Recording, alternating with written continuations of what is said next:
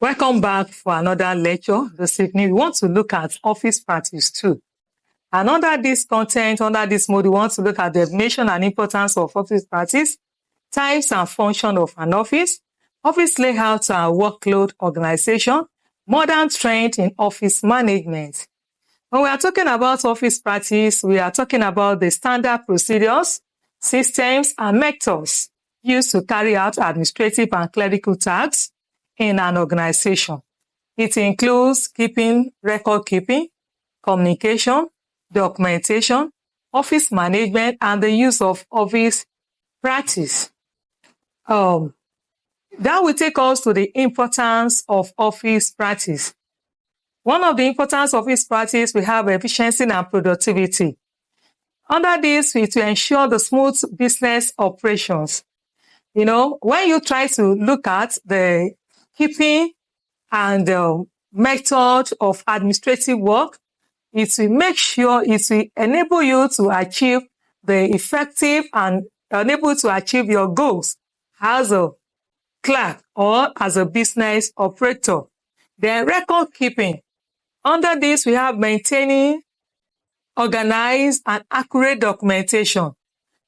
One of the importance of office practice is record keeping.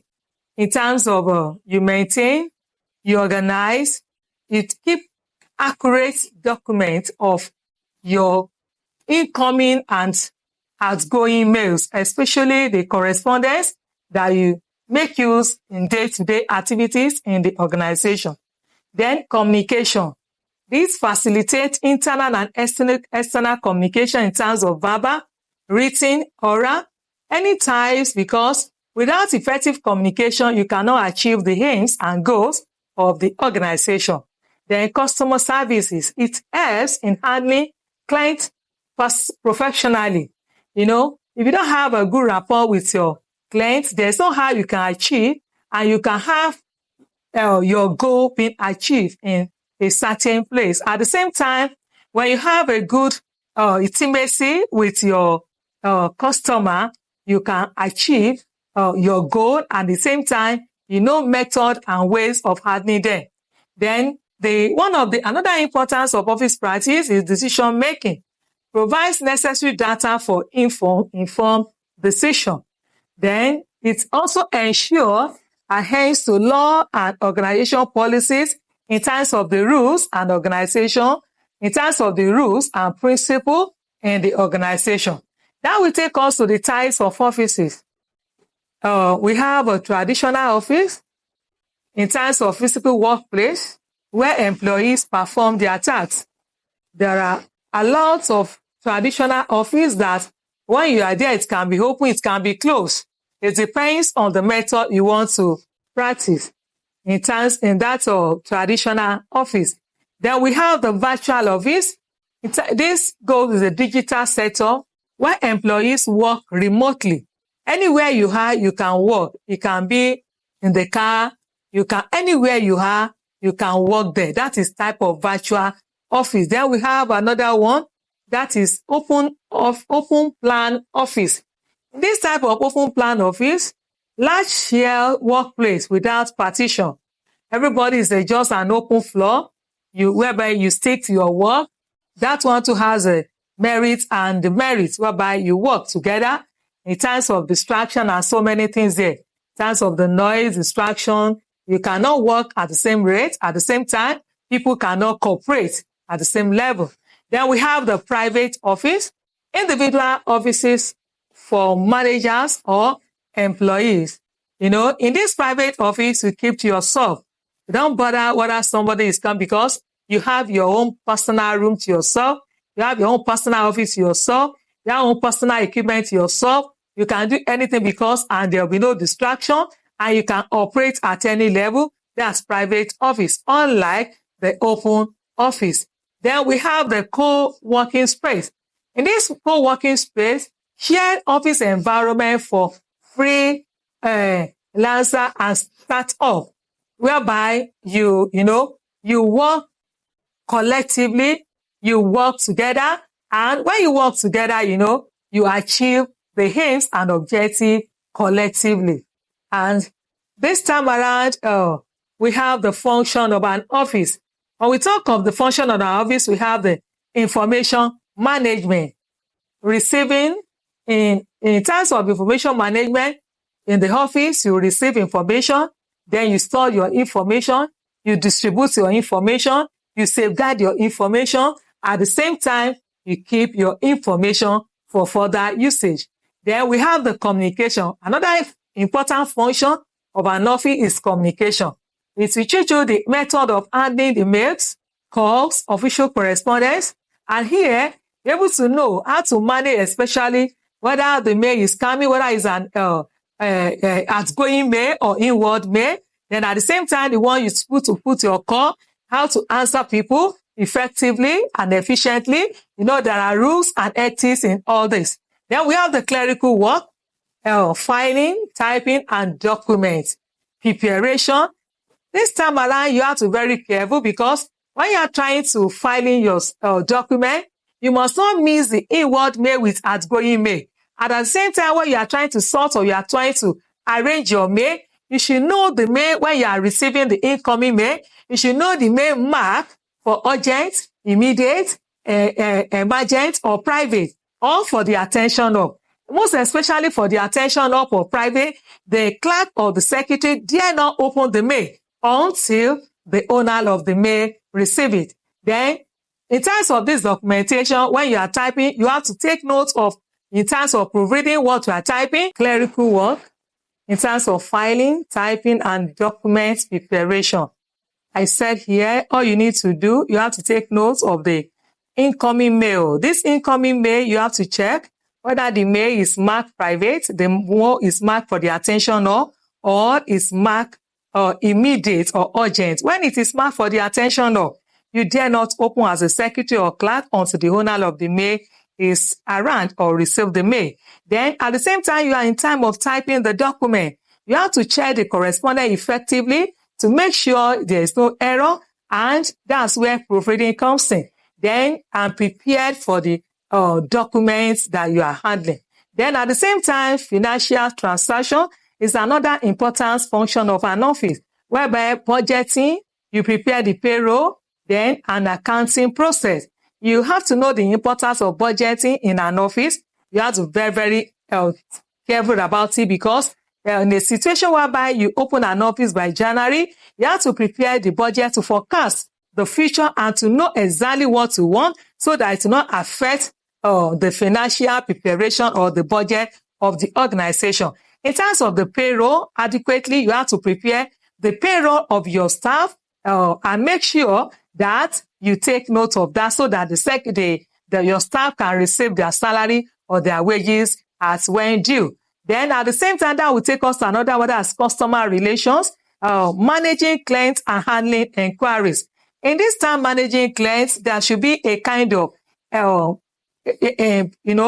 kind of interpersonal relationship with your staff, whereby you relate well, you relate with your subordinates well, you relate with your superordinates well. There will be hierarchy. At the same time, there should be lateral relationship. There should be, vertical relationship, whereby if you don't have a good customer relation, it will affect the productivity. Not only that, it will affect the image of that organization. By doing that, you might not achieve the goals and objectives stated at the beginning. Then we have the coordination. This ensuring different departments work together efficiently. You have to coordinate yourself. If you don't coordinate yourself, there's no how you can achieve the aims and objectives of that organization.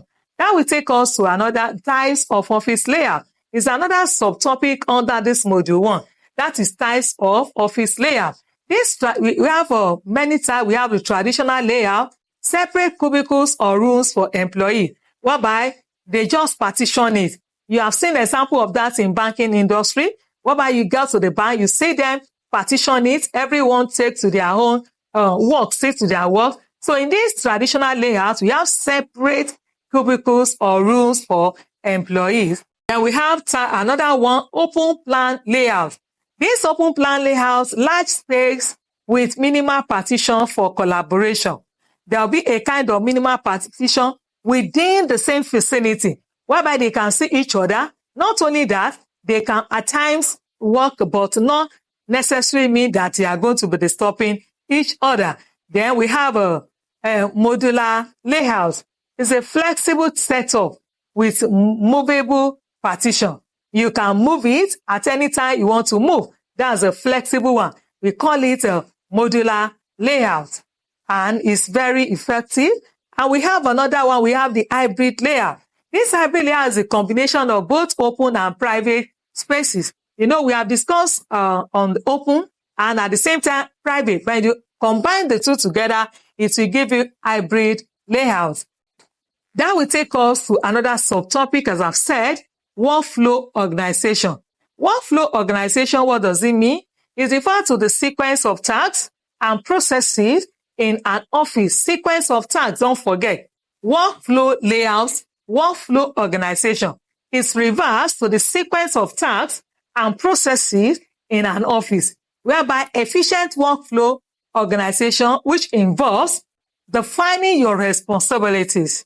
When you want to achieve the workflow effectively in an organization, you have to define your responsibility. In a nutshell, we can say that defining responsibility is just job analysis, whereby everybody knows schedule of the duty, what you are responsible to, whom you are responsible to, what you're supposed to do. The second point under what you're supposed to look at under workflow organization is minimizing movement. This has to do with arranging workstations for easy access. Then at the same time, you have a using of technology, automating repetitive tasks for efficiency. Then the last one under the workflow organization is ensuring communication flow, using proper channels for internal coordination. When we say using proper channel, you have to use the appropriate channel so that your audience can listen, or your clients or your co-worker can know what exactly what to mean. Then we have the last one that this module 1 is the modern trend in office organization. Modern trend in office organization. This has to do with the digital transformation, use of cloud computing, AI, and automation. Then the second one is remote work and hybrid offices, whereby employees working from home or co-working spaces. The time of you can work at home, you can work anywhere you find yourself, and you can work in traditional way, that is in the office or in the car, anywhere you can be a journey and work. Then at the same time, part of this trend in office management is paperless offices, transitioning to digital documentation and e-signatures. What did I mean by this? We are the era of paperless, whereby everything is online. Whatever you want to do, if you want to sign, you can sign online, whereby you already say your signature on your phone. Anywhere you are, you can write a letter, you can send an email, you can send a letter, you can write anything online. Then that will take also ergonomic workspace. This design offices for employee comfort and productivity, whereby you work in such a way that will not affect your sitting position, your environment. The way you arrange your office, the way you arrange your equipment matters for your comfortability and the environment itself. An office without convenience, it will not be so easy for the staff. Not only that, if the light is not too bright, before you know it, the staff or the client will be having problem with their eyes. Then we have sustainable office practice. This has to do with green offices with energy efficient solutions. Then we have advanced security measures. Cyber security, very, very important. Cyber security tools to protect office data.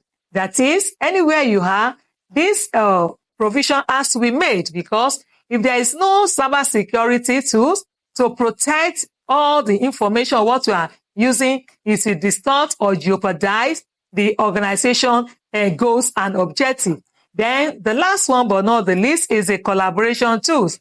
Use of apps like Slack, Zoom, and Microsoft Teams for teamwork is very, very important. Without collaboration or with all these tools, the goals and whatever they intend to might not be adequately achieved. Thank you for listening, and God bless you.